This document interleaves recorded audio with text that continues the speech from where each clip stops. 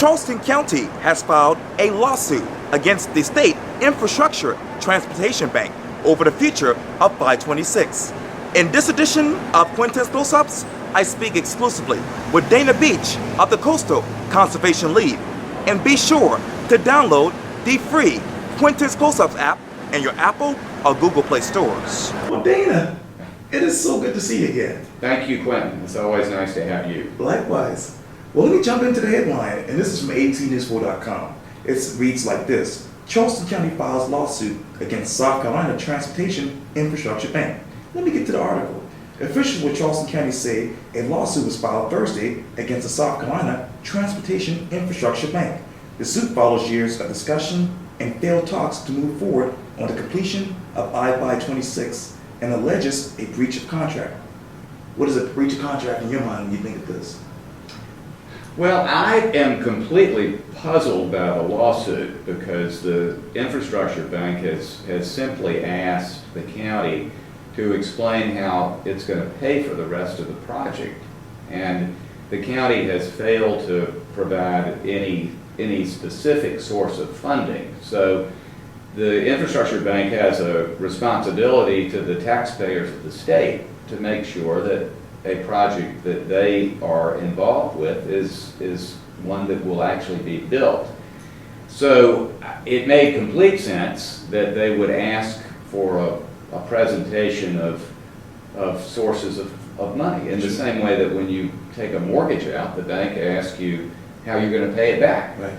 And the infrastructure and the county hasn't been able to provide that. The half-cent sales tax isn't available. The federal guide share funding is not available. So they really don't have that money, and they want to. In spite of that, they, I guess, want the Infrastructure Bank to give them what remains of the $420 million anyway, in spite of the fact the project is over $700 million project.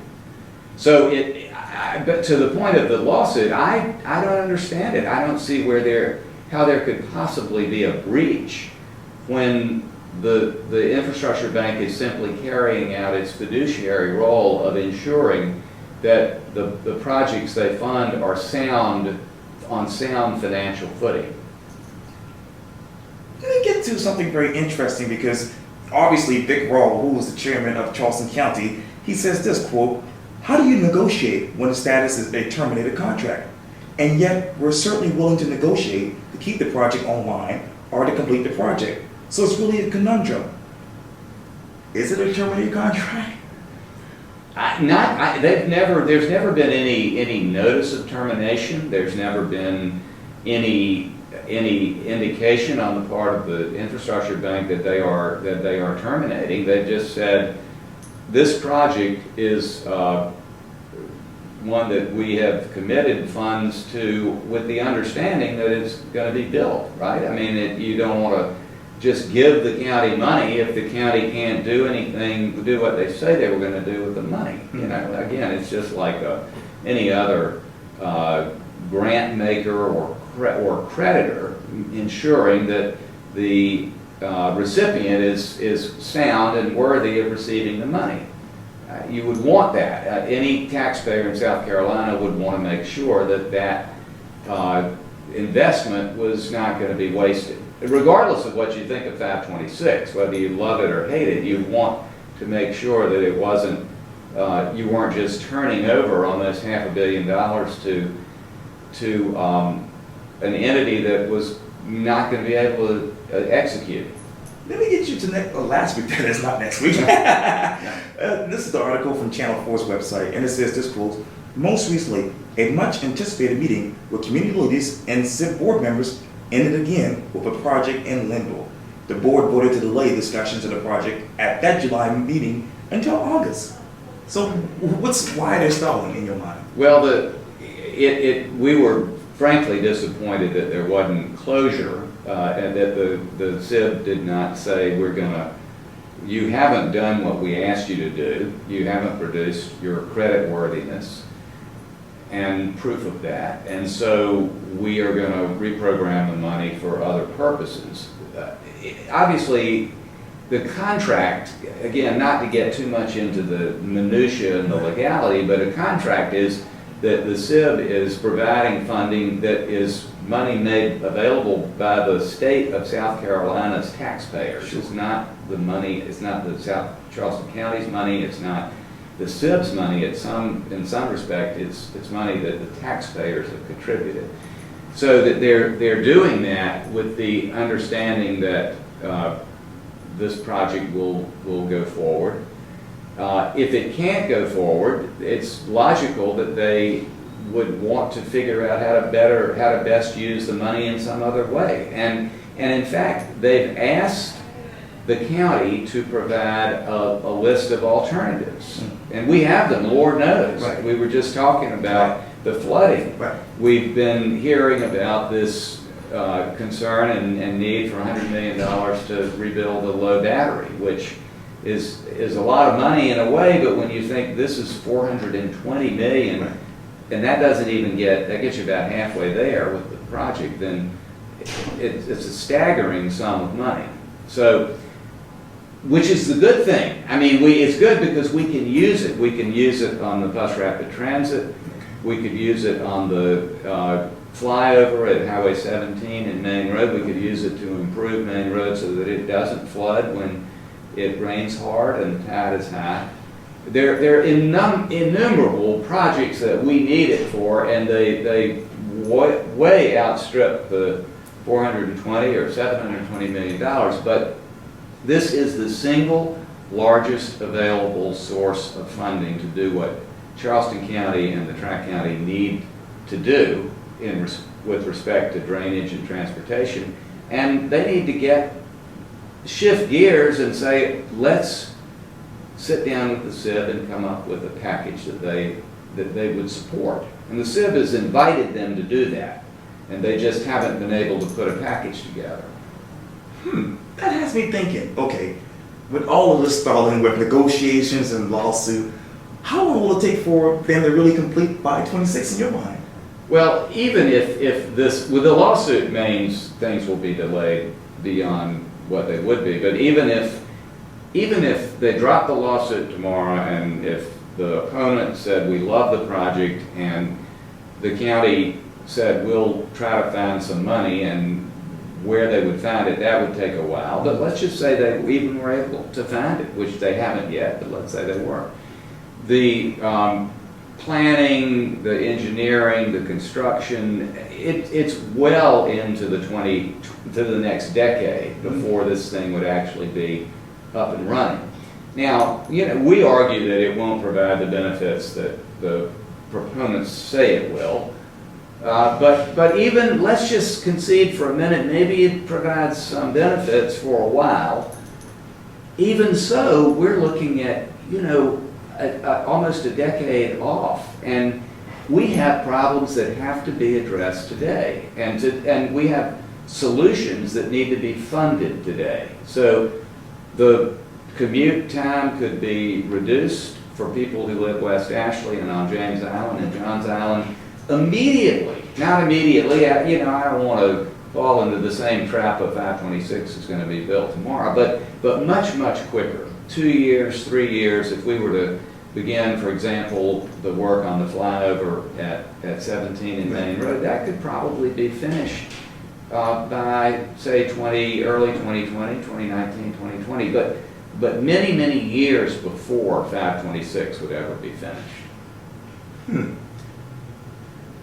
Obviously, you had a lot of people going up there to this meeting. Chip Winehouse is already on the board. You had Sandy Sin, I believe, Leon Stavronakis going up there, even Mayor Tecklenburg. But apparently these people, the SIB board's not really listening to these people.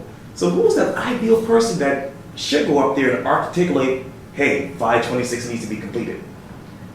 Well, I think that the problem is no one at this point can guarantee that it can be completed because no one in Charleston County knows where the money will come from to complete it. So it's not even a matter of the messenger, it's a matter of the financial reality that there isn't another $300 million sitting around that we can access for this project. It's just not it's not possible to build it now. We don't have the money, and you know, as I said, the other sources that they've looked into, it's not available. So the person who needs to go talk to the SIB really would be any concerned and motivated elected official who wants to solve the problem of congestion and begin to resolve problems, because there are many, there's no like single congestion problem. There are lots of points of congestion that can be relieved. But basically who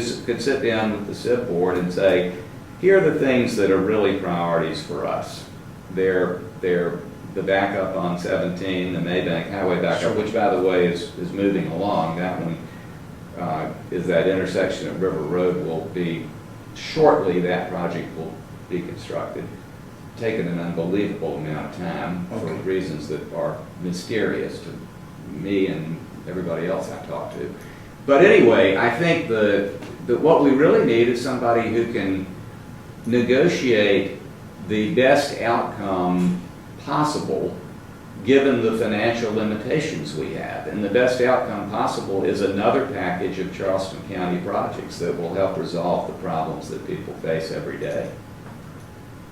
If I were to come back and interview you for Quintin's Close Stops in August, you would say what about the extension of 526 and its future?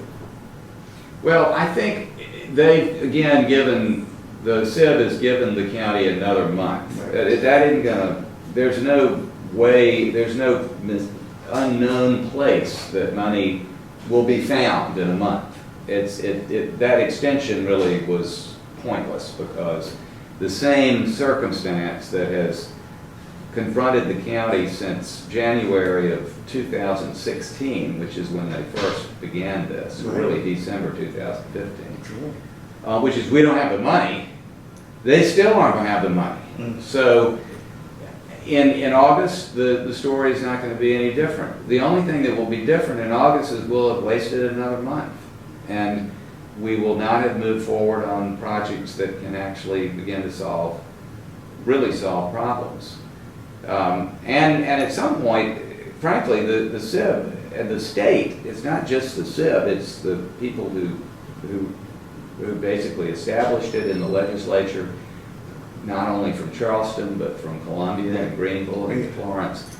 They're going to look at it and say, if the county isn't going to produce an alternate package of projects, then they really don't have any use for the money. Then we will take it and spend it somewhere else. So the risk of us not coming forward with another set of projects is that the other regions who also have needs will come in and try to take the money away. And in some ways they would be right in doing that, because we have sat around and failed to produce the other things that we can spend it on. But so I guess on one thing I'd say, just on I'm not being completely facetious here, but I could go sit down with the SIB board and present the list of things that I know and we all know really need to be done in Charleston. And they all are transportation related, so they're eligible for funding by the SIB. I read Ed Buckley's article about the BRT, and he said it'd take 10 years. Well, it shouldn't, and it doesn't have to take 10 years. If we have most of the money for the bus rapid transit that will help resolve the problems between Charleston and North Charleston and Somerville, and those are much, much worse than the West Ashley congestion. Many, many more people sit in traffic jams there. But Ed said, well, we've got this federal process that is very slow, a lot of red tape. Well, that was true with the harbor deepening. But because the port and the city and the region and we worked together with the Corps of Engineers, they cut 5 years off of the project timeline. And the same thing could be done with the BRT. BRT is an acronym for Bus Rapid Transit. The only thing it needs is a bus and a lane and some stops. That doesn't take 10 years. And it shouldn't take 10 years, and it wouldn't if the leadership would organize around it. Where is Charleston County politically in your mind right now? What's the future of Charleston County? Well, it's very much in disarray and upheaval. I think in some ways that might, I hope, indicate that there's an opening for a firm, decisive, and effective leader to come step forward and say, this is how we need to solve the problem. But at the moment, you know, we heard Chairman Wall say that it's a conundrum, and it's a conundrum really of their own making. So someone can undo it, unravel it, and move forward with things that will matter. Well, David Beach, thank you so much for your time. I really appreciate this. Well, thank you, Quintin. It's great that you're covering this issue. It's very important. Anytime. I hope to get the Charleston County side soon, too. Yeah, good. Yeah. Good. Thank you. All right. Thank you.